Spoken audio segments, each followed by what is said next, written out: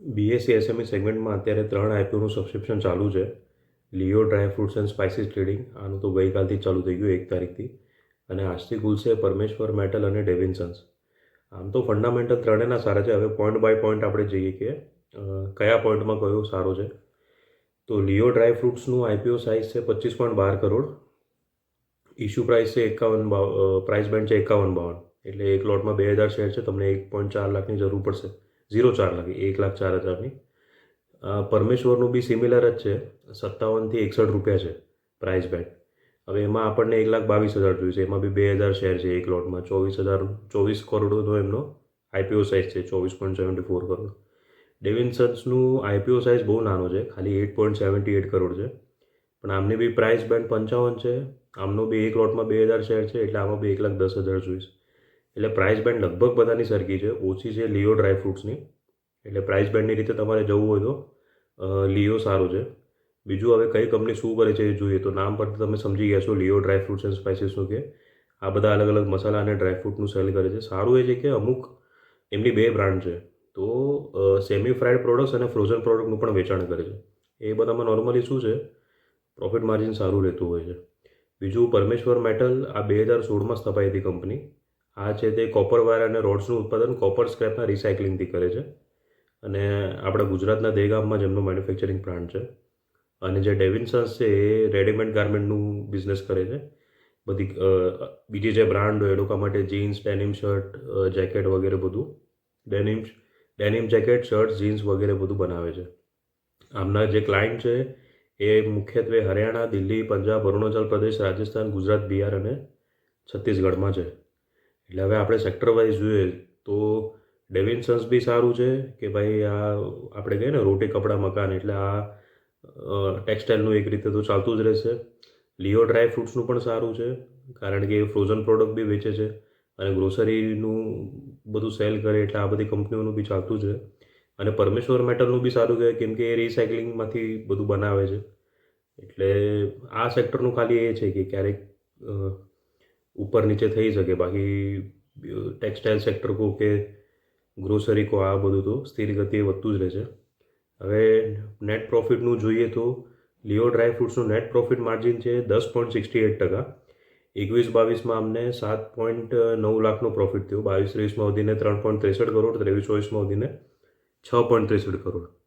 પણ હમણાં જે આ કરંટ યર છે, એટલે એપ્રિલ મહિનાથી જે સ્ટાર્ટ થયું, તો એમાં સપ્ટેમ્બર સુધીમાં 1.87 કરોડનો પ્રોફિટ થયો છે. એટલે ગયા વર્ષ જેટલો થશે કે નહીં ખબર નહીં. પ્રોફિટ ગ્રોથ થોડું સ્લો થઈ ગયું. પરમેશ્વર મેટલનું નેટ પ્રોફિટ માર્જિન ફક્ત 0.66% છે. આ સેક્ટરમાં ઓછું જોઈએ છે. પણ એમનું 21-22માં નેટ પ્રોફિટ છે 6.85 કરોડ, 22-23માં 8.89 કરોડ, 23-24માં ઘટી ગયો જરાક 7.21 કરોડ, અને અત્યારે કરંટ ફાઇનાન્શિયલ યરના ઓક્ટોબર સુધીમાં 5.70 કરોડનો થઈ ગયો છે. એટલે અને ડેવિન્સન્સનું આ કંપની સ્થપાય 22-23માં છે. એ માર્ચ 2022માં છે. એટલે આપણે સીધા 22-23ના હિસાબ જોઈએ તો 56 લાખ, 56.62 લાખ, પછી વધીને 23-24માં 1.64 કરોડ, અને આ યરના સપ્ટેમ્બર સુધીમાં 73.59 લાખ. એટલે કમાણીની દ્રષ્ટિએ પરમેશ્વર મેટલ સારી છે. હવે આઈપીઓના પૈસાથી આ 3 કંપનીઓ શું કરશે? તો લિયો ડ્રાય ફ્રૂટે કીધું છે કે અમે બ્રાન્ડિંગ કરશું, એડવર્ટાઇઝિંગ કરશું, માર્કેટિંગ કરશું. પરમેશ્વર મેટલે કીધું છે કે અમે એક આખો નવો પ્લાન્ટ ઊભો કરશું. અને ડેવિન્સન્સે કીધું છે કે એક નવો વેરહાઉસ લેશું. એટલે આઈપીઓના પૈસાનો કોઈ ખરી રીતે યોગ્ય ઉપયોગ કરવાનો હોય તો એ પરમેશ્વર મેટલ છે. કારણ કે જો એ આખો મેન્યુફેક્ચરિંગ પ્લાન્ટ બીજો ઊભો કરવાનો, ઇટ મીન્સ કે એ જે ડિમાન્ડ છે એને પહોંચી વળવા માટે કંપની હજી કામકાજ વધારવા માંગે છે. એટલે લિયો ડ્રાય ફ્રૂટ્સમાં જોઈએ અપ્લાય કરવું કે નહીં, મેઇન ક્વેશ્ચન. તો કરી શકાય. ગ્રોસરીનું સેલ કરે છે, બિઝનેસ આમ તો સારો છે. થોડુંક હમણાં બ્રેક લાગે છે નેટ પ્રોફિટના ગ્રોથને, પણ મીડિયમ ટર્મ માટે સારું કહેવાય. બીજું પરમેશ્વર મેટલનું બી સારું છે. આ સેક્ટર જ એવું છે કે વોલ્યુમ વધારે હોય પણ નેટ પ્રોફિટ માર્જિન ઓછું હોય.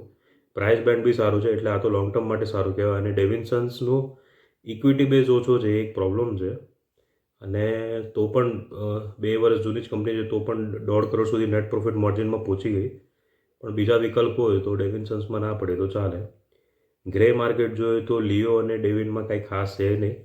અને પરમેશ્વર મેટલનું અત્યારે સવારે 32% પ્રીમિયમ બોલાઈ રહ્યું હતું.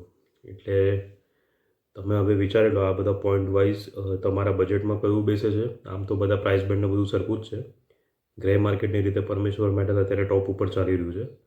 અને બીજું, જે લોકો મારો વિડીયો જોવે છે અને સબસ્ક્રાઈબ કર્યું છે એ લોકોને થેન્ક યુ કહેવું હતું, કારણ કે આ મારો 100મો વિડીયો છે. હવે મારી યુટ્યુબ ચેનલ બી મેં 6 નવેમ્બરે જ હમણાં ચાલુ કરી, 2 મહિના હજી હવે થશે. તો જ્યારે મેં ચેનલ ચાલુ કરી ત્યારે મારા જે જર્નલિઝમના ફ્રેન્ડ છે એમાં 80% લોકોએ નેગેટિવ રિપોર્ટ આપેલો કે આ 2-4 મિનિટના વિડીયોથી કાંઈ ન થાય. યુટ્યુબમાં જો વિડીયો મૂકવો હોય તો 15થી 20 મિનિટના મોટા મોટા મૂકવા જોઈએ. પણ પછી મને તો હવે ઇન્સ્ટાનો જમાનો છે, બધા ફટાફટ રીલ સ્વેપ કરતા હોય, તો એવામાં હું જો યુટ્યુબમાં મોટા મોટા વિડીયો બનાવીશ તો કદાચ કોઈને નહીં ગમે. અને સબસ્ક્રિપ્શન કે વ્યૂ એટલા ઝડપી ગતિએ નથી વધી રહ્યા, પણ થોડાક બી વધી રહ્યા છે. એટલે મને હોપ છે કે આ ચેનલ ચાલતી રહેશે. એટલે તમને બધાને થેન્ક યુ કે હું 100 વિડીયો નાખી શક્યો. મારા ફેસબુકમાં મારા પોતાના ફોટો બી 100 નથી અને મારા વિડીયો આ 100 થવા આવ્યા. અને જેમણે સબસ્ક્રાઈબ ના કર્યું એ સબસ્ક્રાઈબ કરી દેજો, બીજા લોકોને બી શેર કરજો, એ જ ખાલી રિક્વેસ્ટ છે. અને અગેન થેન્ક યુ.